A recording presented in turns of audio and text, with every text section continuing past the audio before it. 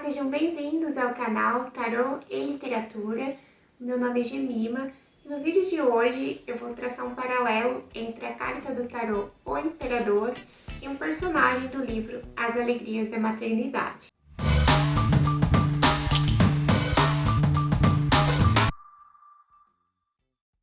Bom, eu dividi esse vídeo em 3 partes. Na primeira parte, vou explicar um pouquinho sobre a carta do Imperador, quais são as suas principais características. Na segunda parte, vou fazer uma breve resenha do livro As Alegrias da Maternidade. Na terceira parte desse vídeo, eu vou juntar esses dois elementos. Eu vou traçar um paralelo entre um personagem específico do livro e algumas características do Imperador em desequilíbrio. Entender esse personagem, ler esse livro, me ajudou a ampliar um pouco as possibilidades da carta do Imperador, e é isso que eu quero compartilhar aqui com vocês. Bom, o arcano do Imperador é o número 4 no tarô, e ele representa a estabilidade da matéria, ele representa a realização, quando a gente consegue trazer coisas da nossa imaginação, dos nossos planos para a realidade. E a gente pode também tentar buscar entender as características desse arcano, pode também não, a gente deve buscar entender essas características pela representação dele, pelo símbolo dele, o imperador. O que faz a gente pensar quando a gente fala imperador?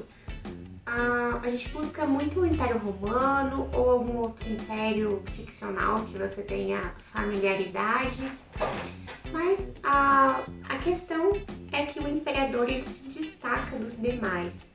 Ele tem muito poder, um poder quase absoluto, e toda uma sociedade ali que ampara essa figura ter todo esse destaque, ter essa magnificência toda e esse poder de execução.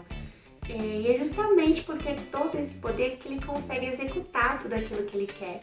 Ele consegue dizer algo e aquilo se tornar realidade. O que ele diz é a lei. Essa é a característica principal da figura do imperador, que a gente puxa para entender o arcano, de onde vem esse poder de realização dele. E esse imperador, diante de todos os demais, que não tem tanto poder quanto ele tem que manter esse reino coeso, ele tem que manter o seu território, o seu império, as pessoas que estão sob o seu domínio, de alguma forma organizadas para ele continuar sendo o imperador, é claro, né?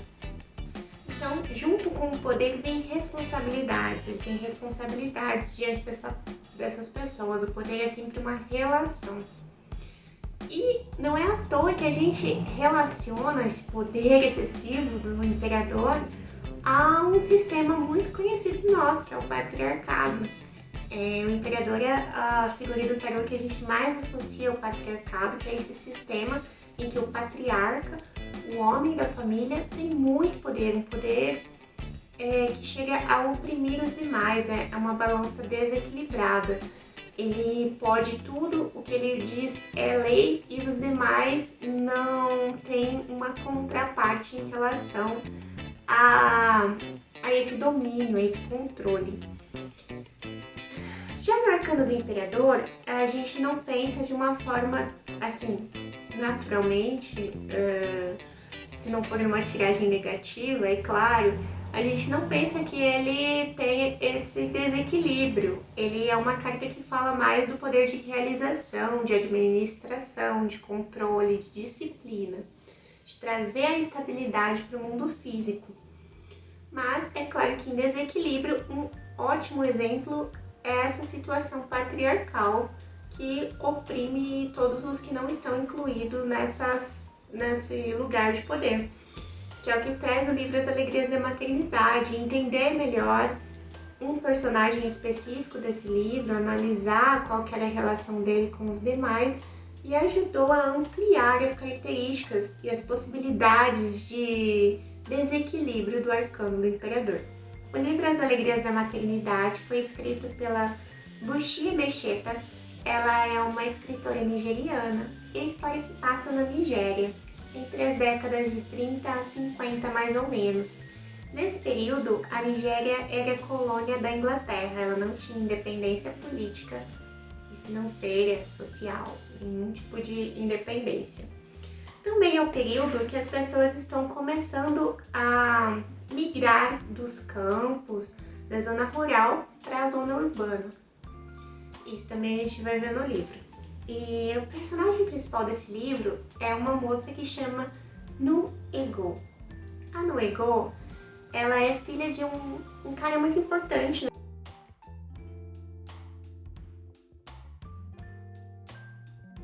na tribo. Ele teve várias esposas, vários filhos, mas a esposa preferida dele era a mãe da Nu-Ego. E ela morreu no parto, então ele mima demais essa filha. Quer dizer, ele mima no contexto de uma sociedade machista que é possível mimar, né? Ele já tá meio velho e ele quer que a Nu-Ego cuide dele até ele morrer, assim. Ela é moça e ele não quer que ela case, ele proíbe ela de casar, né? Nesse contexto dessa tribo, o pai tem que permitir o casamento da filha. E daí as pessoas começam a se revoltar porque é muito egoísta da parte dele não querer deixar ela casar. E ela nem tem um cara em mente específico, sabe? É uma coisa das pessoas, não é dela. Eles acham isso um absurdo, porque dessa forma ela não vai conseguir cumprir a sua principal função como mulher, que é dar filhos para um homem, ser a esposa de um homem. Para eles, esses são os desígnios principais de uma mulher. Ela veio na Terra para ter muitos filhos e fazer a felicidade de um homem, ser submissa a ele e tal. Aí, a Nu-Ego, eles convencem o pai dela a dar ela em casamento para um cara. E ela se casa com esse cara ali da tribo. Ela tem um filho, ela demora para ter um filho, na verdade. Quando ela tem, ela aborta.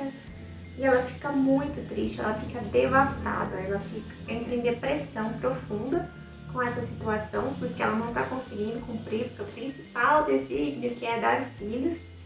E o homem já em seguida arruma outra esposa e a situação fica mais tensa ainda.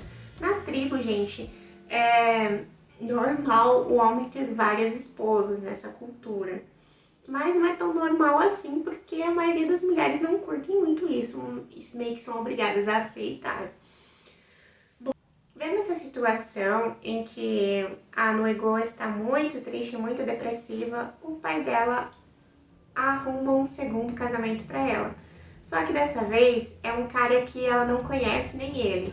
Ele não mora ali, eles estão na região de Ibusa, que é uma vila, assim, uma aldeia mesmo. E esse cara mora na cidade, em Lagos, uma cidade litorânea lá da Nigéria. E ela aceita se casar com esse cara, acho que 3 dias de distância, pelas formas como eles tinham para se locomover até lá. E ela vai lá, tipo, coloca uma malinha nas costas e vai lá casar com esse cara. E ela imagina que o cara é parecido com os que ela conhece na tribo, que são agricultores, bronzeados, com o corpo todo definido, do trabalho na roça, sei lá, né? É o que parece quando ela fica muito frustrada, quando ela vê o futuro marido dela.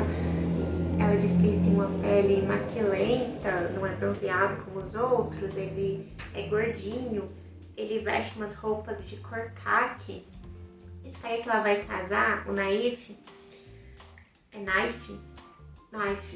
o Naif, ele trabalha numa casa para uns imigrantes ingleses. E ele trabalha dentro dessa casa, meio que lavando roupas e tal, um emprego mais servil, assim. Ela fica muito frustrada, mas ela vê nele a chance da vida dela de se redimir como mulher, de conseguir cumprir seus desígnios e ter filhos. Então ela vai fazer das tripas o coração para conseguir dar filhos e ser uma boa esposa para ele. E essa é basicamente as peripécias que vão acontecendo no livro do casamento dela com esse cara. Essa parte que eu contei até agora é meio que só o comecinho.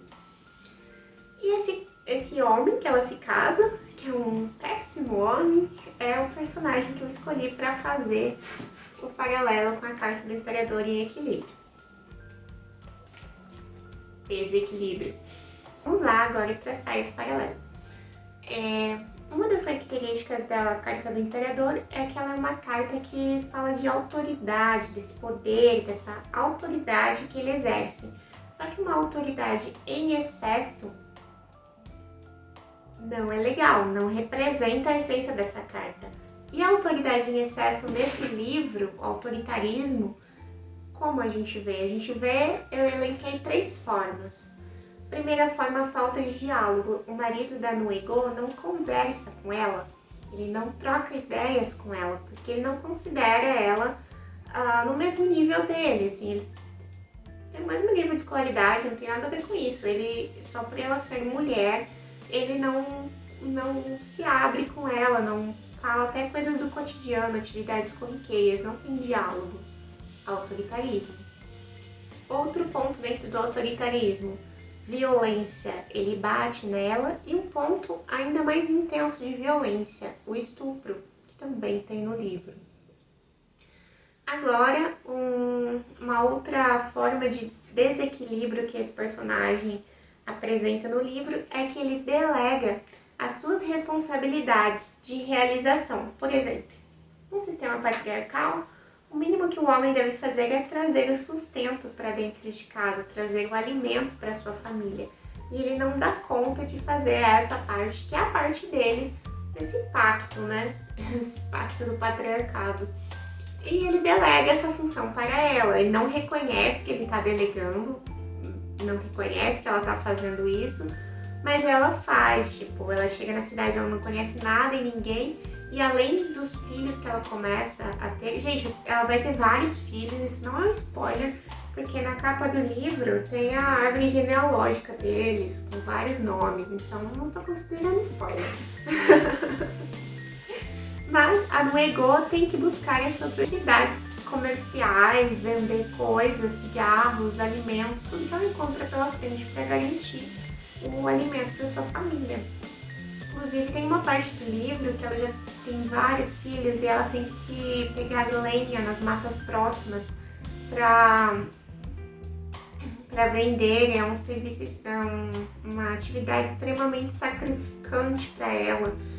Em decorrência de delegar as suas responsabilidades para outros, ele também toma para si o trabalho que esses outros desempenham. Ele acha que os filhos, a casa, tudo que eles têm, a educação dos filhos também, que ela paga com esse dinheirinho suado, ele acha que foi ele que realizou, e na cabeça dele isso tudo é dele e foi ele que fez, justamente porque ela é dele, a mulher é uma propriedade. Antes ela era propriedade do pai dela, que não deixava ela casar, depois ela foi ser propriedade do primeiro marido e agora ela era propriedade dele. Então tudo que ela fizer é como se ele estivesse fazendo. Tudo que ela tiver de realização, ele toma pra si. Olha, gente, já vai pensando aí, se vocês já não tiveram situações na vida parecidas. A gente já, no estudo do tarô, a gente sempre já vai associando as situações que a gente viveu. E olha só, essa coisa de delegar a função que é sua e tomar para si o resultado do trabalho de outros é uma coisa de muitos chefes e líderes que a gente tem na nossa sociedade atualmente, né? Então vamos pro próximo ponto. Esse marido da Noego, ele quer abocanhar mais do que ele é capaz de dar conta, sabe? Quando a pessoa já não tá dando conta do que ela tem e ela quer mais, é desse jeito. Ele já não dá conta, como eu mencionei para vocês, de colocar o alimento dentro de casa, de dar uma condição de vida razoável para sua mulher e seus filhos, e ele quer ter mais esposas, e mais uma, mais duas, e elas já têm filhos, essas outras mulheres, e ele quer todas essas pessoas na sua casa, sendo que ele não dá conta nem das que já estão lá. Outro desequilíbrio que esse personagem apresenta em sua função como administrador é que ele não administra nada, ele não consegue planejar as coisas. Quando ele finalmente tem acesso a um dinheiro que dariam para eles viver por uns 2 anos, com faltando comida, a educação dos filhos, aluguel, tudo, mas tudo assim no nível de pobreza mesmo. No livro, em várias cenas eles passam fome, é bem triste. Ele não consegue administrar esse dinheiro, ele resolve dar uma festa e gasta todo o dinheiro nessa festa. E é tipo meio que uma festa em homenagem a ele mesmo. Outro ponto aí de desequilíbrio desse imperador que não consegue planejar, que não consegue administrar. O último ponto que eu quero comentar com vocês é que esse homem que representa, que é o patriarca, né, nessa situação aqui, o marido da Nuego, ele se submete a situações culturalmente desprezíveis. Ele tem a própria religião, ele tem a própria cultura, mas para ter o acesso a esses trabalhos nas casas dos ingleses, ele acaba frequentando a igreja dos ingleses, que é uma igreja cristã, e dessa forma negando a sua própria cultura. E ela vê isso de uma forma totalmente horrorizada, ela fica com repugnância em relação a ele, por ele se submeter a isso. É um imperador, no caso, né, um patriarca, que não se segura nos 30 ali, não garante o seu lugar, ele não passa essa imagem de magnificência que um imperador deve passar, que um patriarca deve manter, que ele está se submetendo a outras pessoas.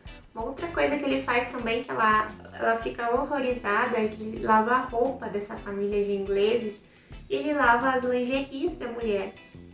E ela acha aquilo o cúmulo, porque ele é um homem na cultura deles, né, que eles vêm da tribo. Um homem jamais ia se submeter a lavar roupa, ainda mais lavar a roupa de uma mulher que não é a sua mulher. Pra ela, esse é o fim da picada.